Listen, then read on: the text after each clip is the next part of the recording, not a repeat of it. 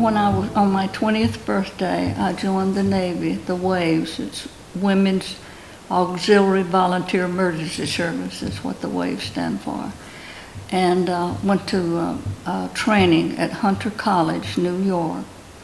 After that, we were transferred to Arlington temporarily. We spent our first Christmas in Arlington. And then we were told that we had to report to another place in D.C. Wave Quarters D it was called. And I had no idea what we were getting into, and no one else did either. But the place was fenced in, and I understand there was 4,500 waves in this facility.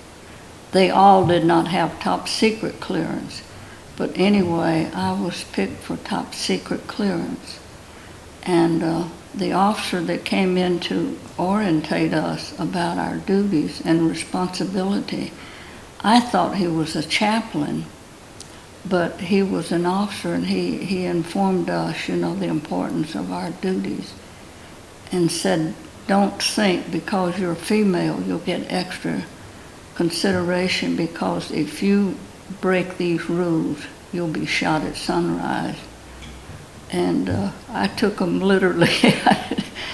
And also, then when I got out of the Navy, I had to put my hand on the Bible and swear the same thing, that I would never reveal anything that I had, in any form or fashion, that I had done during the war.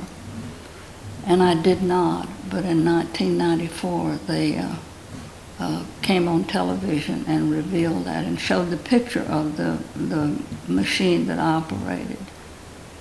And of course, I had goosebumps all over me.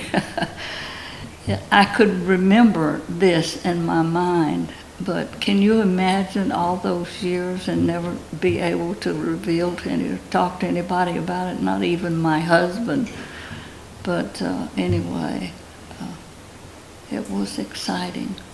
When we checked in, we had to empty everything out of our purse on a table in a covered security shack. And they inspected that, and then we went through 2 securities. And then the third one was directly into the building where we worked, where I worked. And it was we also had a sentry security there, and sat at a desk to open a gate to let us, a little gate to let us in our immediate area. And but we were delivered papers with numbers on them, and there was 3 people on each machine, 2 of us, one on each side, that placed the numbers, and then we had a supervisor that checked and double-checked and rechecked to make sure we had not made any accident. And at the end of the day's work, we were escorted down to the incinerator by 2 Marines, one on each side, and each one of them had their hand on their pistol. And I had to take the wastebasket and stand there till it was all, burned to ashes, which of course no one could ever detect anything from that. So then I was escorted back to my station. That was the end of our shift. And a lot of people asked me, how did I ever get picked for this, top secret job? I have no idea, unless they went back and checked on the couple of places that I worked for. I was I was very cooperative and never missed work or never fouled up, And the FBI and all kinds of securities went way out in the country to interview my family and friends, and I did not even know that until after the war. I'm sure that they told them that they, in other words, looked at them and said, we never came out and talked to you people. So I did not even know that until after I came out of the military. but I listed my father as a dependent. And they took most of my pay, which was $58 a month, and added to it and sent my dad a $50 check every month.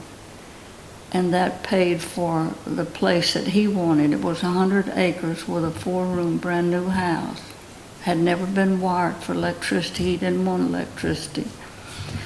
And it was a last water-driven active grist mill in the state of Alabama to anybody's knowledge.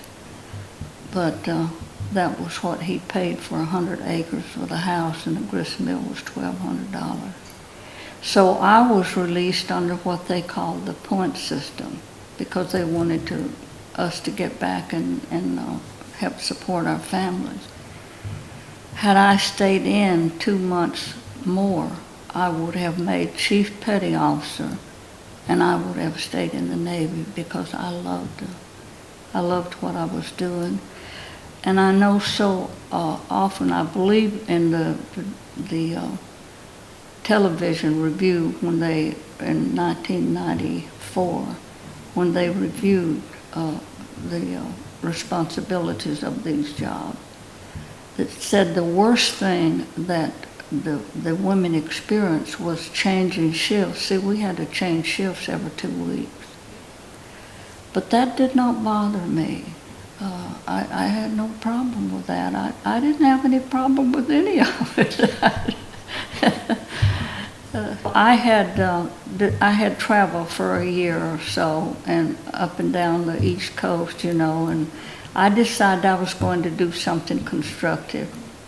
So I had all my papers ready to go to Chicago under the GI Bill and study fashion designing on Monday morning, and on Saturday night I met Richard.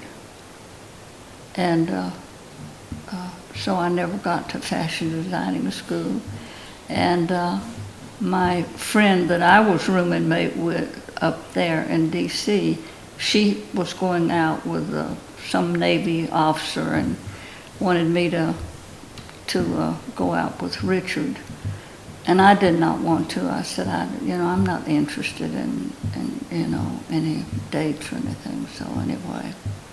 But after we got home, and Dorothy asked me what I thought of Richard, and I said to her, I'll probably marry him, and I did.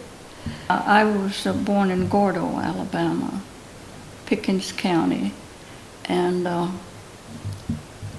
I lost my mother when I was 3 years old. I had a brother 1 year old, and my dad had been married before and had a daughter by that marriage, and her mother passed away. She was 10 years older than I. So she was 13 years old when our mother passed away. And she quit school in the 6th grade and stayed home and took care of 6 children. Now we're talking about no electricity, no running water. That's almost unbelievable, isn't it? But she did a beautiful job because we all turned out to be pretty darn good citizens.